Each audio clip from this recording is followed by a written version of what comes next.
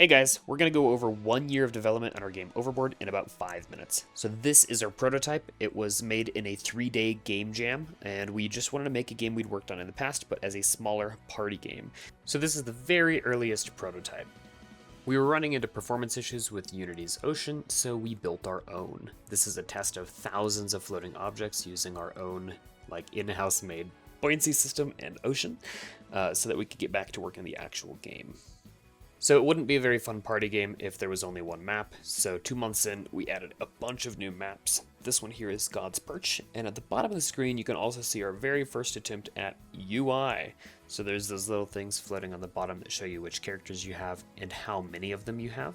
And we also emphasized visual effects. You can see these particles from the explosions and the floaters and all this other stuff. And right at the end here, you'll get a glimpse at our boomerang foo style point system.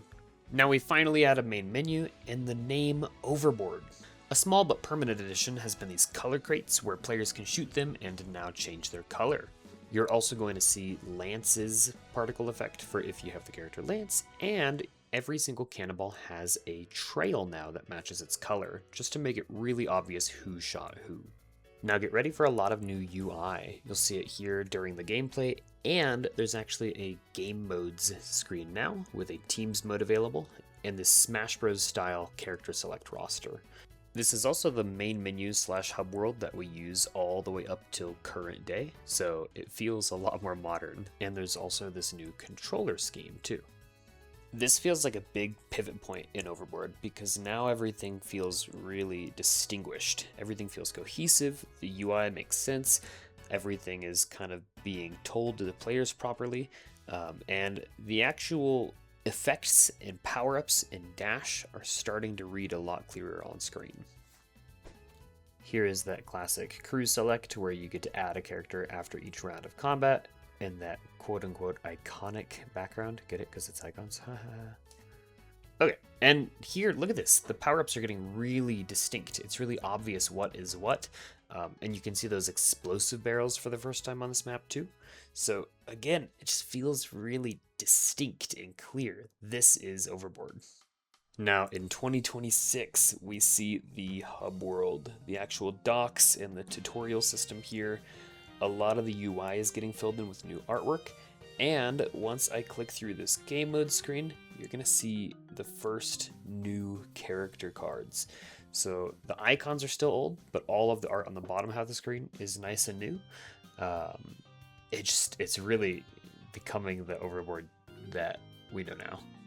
I also just want to acknowledge, I could do something super flashy and boom, here's the start, boom, here's the end. But I think it's really important to show off the process. I actually do want to take time. It gets a little bit repetitive, but seeing all of these little pieces throughout the timeline. You can see that spawn system now, where it gives us that delay before the game starts. And we have the map Gambit, which has the first ever dynamic system where there's a moving animated part.